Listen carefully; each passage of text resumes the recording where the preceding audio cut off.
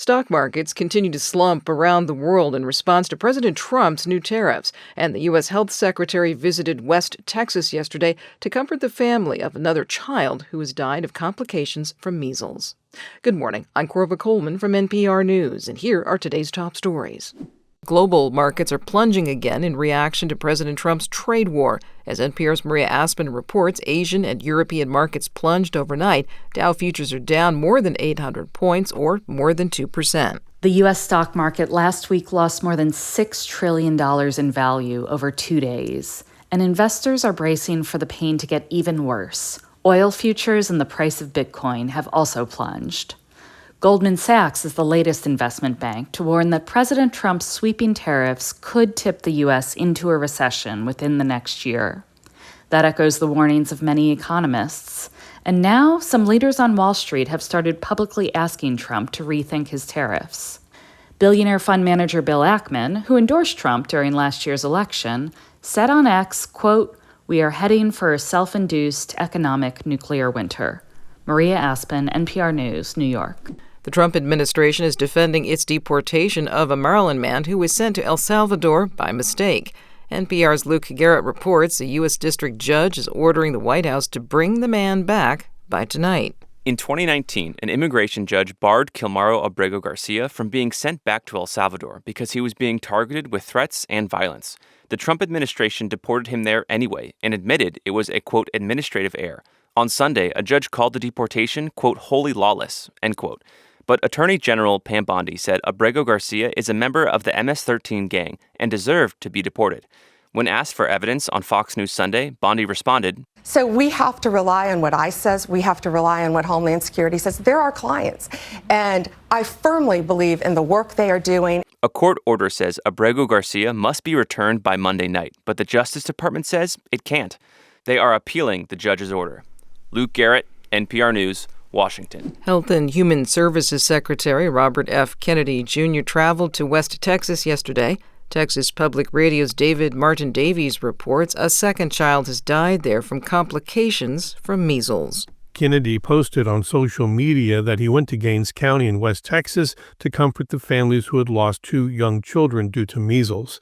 Gaines County is the center of the spreading outbreak, with nearly 500 cases in Texas alone. According to the Texas Department of State Health Services, the latest Texas measles death was a school-aged child who was hospitalized, was not vaccinated, and had no reported underlying conditions.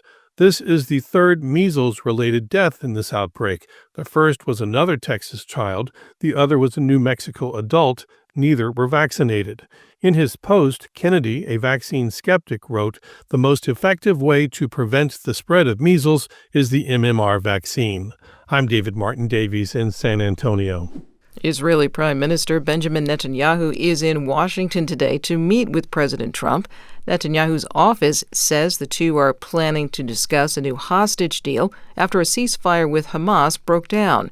And NPR's Hadil Al-Shalchi reports they are also expected to talk about Trump's tariffs on Israel. Israeli Prime Minister Benjamin Netanyahu is expected to discuss with President Trump the 17% tariffs the U.S. has imposed on Israel. Netanyahu had tried to avoid getting slapped with these tariffs by removing Israeli customs duties on American products. A new ceasefire deal will also be on the agenda. Despite American intervention, talks broke down last month and Israel renewed its offensive in Gaza. They've been partly stalled because Netanyahu has been preoccupied with investigations by Israel's internal security agency into his corruption charges and into some of Netanyahu's aides who are being accused of receiving payments from the Qatari government. Netanyahu denies all the charges. Hadil Al-Shalchi, NPR News, Tel Aviv. The Senate voted over the weekend to pass a budget for the federal government. Now, as NPR's Mara Liasson reports, the measure must be reconciled with a version passed earlier by the House of Representatives. The Senate vote was 51-48. Every Republican except Kentucky Senator Rand Paul and Susan Collins of Maine voted for it. Every Democrat voted against it. It would make the $5 trillion of first-term Trump tax cuts permanent and add another $1.5 trillion of cuts, presumably to fulfill Trump's promises to cut taxes on tips and overtime. The blueprint also includes an increase in the debt ceiling and more money for border enforcement and the military. Now the Senate goes into budget negotiations with the House, which passed a budget that has much deeper spending cuts, including $880 billion that can only come from Medicaid. Mara Eliason, NPR News. The University of Connecticut has won the NCAA Women's College Basketball Championship. Steve Futterman reports from Tampa. They dominated South Carolina in yesterday's title game. Connecticut led from start to finish, eventually beating South Carolina by 23 points. The UConn women capturing a record 12th title. No college basketball program, men or women, has ever won that many. Connecticut star player Paige Bueckers in her final college game captured the one honor that's eluded her, a national championship.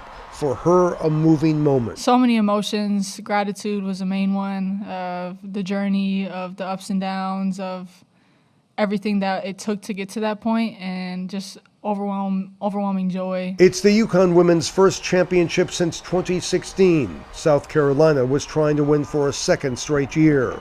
Bueckers is now expected to be the number one pick when the WNBA draft takes place next week. For NPR News, I'm Steve Futterman in Tampa. This is NPR.